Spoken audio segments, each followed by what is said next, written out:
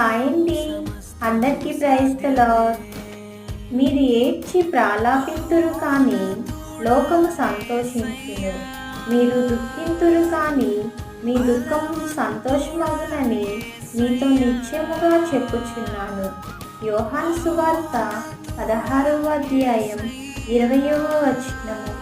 ఈ రోజంతటిలో ఈ వాక్యం మనకి తోడై ఉండి నడిపించునుగాక. ఆమేన్.